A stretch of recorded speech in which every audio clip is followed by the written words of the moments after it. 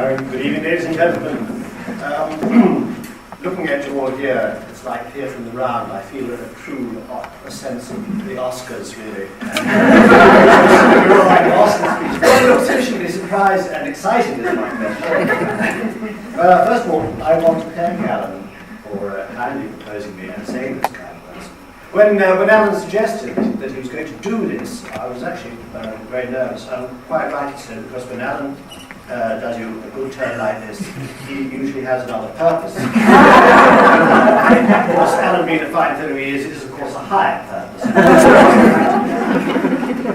Secondly, I just want to put this down for a second. I don't want to delay you long because I know that the slow food and things, so don't be alarmed. It's getting screed. I do want to say something about this award. Of course, it's very kind and very gratifying, or it's very kind of Alan and very gratifying for me to receive it. But I know that I'm really receiving this on behalf of the Cork Environmental Alliance. And the Cork Environmental Alliance, actually, we've done about nearly 16 years now. I didn't like all this talk for years, but that's how many years it is. And everyone that knows it, or me, or anything at all, knows that it is not me who has done the work, or did the work at all, in spite of what anyone may say to the contrary. And so I just want to read out a few of those names, in particular, Derry Chambers, Brian Watson, Geraldine O'Brien, Natasha, and Jill and Bruce Bell, and many, many others who actually soldiered on, and did the work, and wrote the letters. And this award really is for them, and I'm just happy to sort of park it here just for now. That's actually true.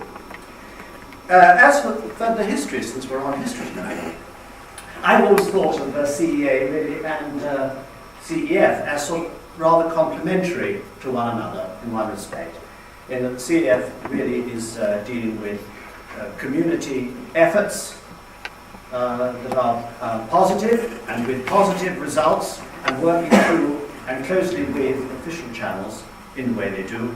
And CEA has always been very much a campaigning organisation. It actually has, it's never been afraid to engage in controversy as often as it felt necessary. It welcomes and has welcomed the challenge. It's very, very glad to have all it says most rigorously inspected. It isn't at all fearful of that, and it does not mind whom it offends. It hopes it's going to cause pain to none, but that is not the point, because it has seen itself really as an organisation that in Cork and in Cork Harbour has tried over the years to give a voice to all sorts of communities who had great difficulty finding a forum in which to express their difficulties as industrialisation under rather weak government legislation proceeded. Anyhow, so that's the bad news about the past. But of course, in a way, it's been a very difficult and taxing kind of society or organisation, because I was reminded, just when you were sitting there and talking, I was reminded of a conversation between, I think it was the famous actor Paul Schofield and the late Michael McLearmore, and they were standing in the wings while some productions going on and chatting this and that, as they do. And said, McLearmore, how's it going? I was grand, you know, what do you think of the part? That's all right. He said, of course you've done most things. He said, did you ever play Othello? Schofield said, no, I've never played Othello yet. Oh, said McLearmore, by God, he said, that's a killer. What's wrong with it? Oh, he said, it's almost impossible. Almost impossible. Every time you come on, you have to go, oh my God, Desdemona, it's constant moaning. It's moaning, he said, and the audience can't take it, and after about Act 2, you think, I just can't go on there and moan anymore. And in a way, life in CEA has been a little bit like that. How nice it would have been to have had these good news stories that we've heard here tonight, and to be able to really discuss our business in an atmosphere of pleasant optimism. But unfortunately, that hasn't been so, and so we have been the moaners and groaners, and not particularly welcome in all sorts of quarters. And today, while we're speaking historically again, we meet at a very important time, because as everybody knows, and if I didn't refer to it, it would be a little bit like the famous elephant in the corner, which everyone now is familiar with, that terrible thing that nobody actually likes to refer to, We are dealing, of course, with the problem of the incinerator, which hovers over us all. And it is very strange in many ways. I think future generations will find it very, very, very difficult to understand how it was that there was this great chasm between elected politicians, the political class, and the community. It's almost impossible. They'll find it almost impossible to understand that, although it seems to us so much a picture of how things are. And I think in a way, ladies and gentlemen, I would suggest to you that that is reflected here to some degree tonight. And when I say this, I don't see if he's gone up there. I don't want to be taken amiss by you, Councillor, and I'm very sensible of the great honour that you've done us and done me by presenting this. But I really do feel that it is extraordinary that we should have this in Cork, in this year of Cork culture, and we should have so many success stories and so much to be proud of. And our Minister of the Environment is not here tonight. That strikes me as absolutely, I mean, where better could he or should he be? It is extraordinary that, in a sense, all environmental matters are mysteriously marginalised. Oh, you're all doing grand, but don't get involved, actually, in the centre of power, in the centre of political decisions. That is the attitude, and it's really one that we just have to face up to it. Am I disheartened by it? Not at all. And the reason is because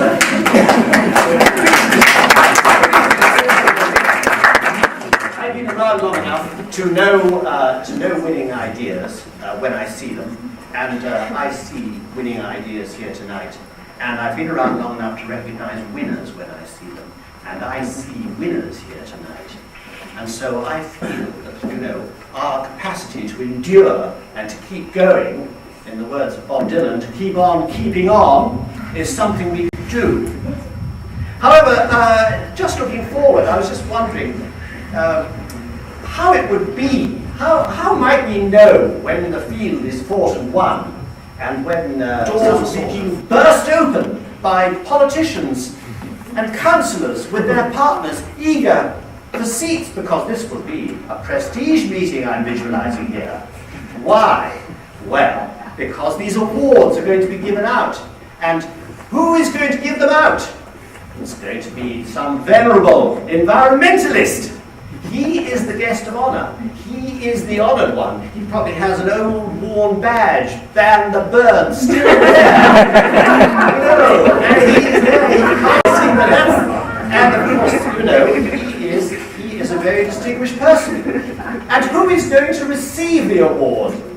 That's going to be the Minister for Environment. See?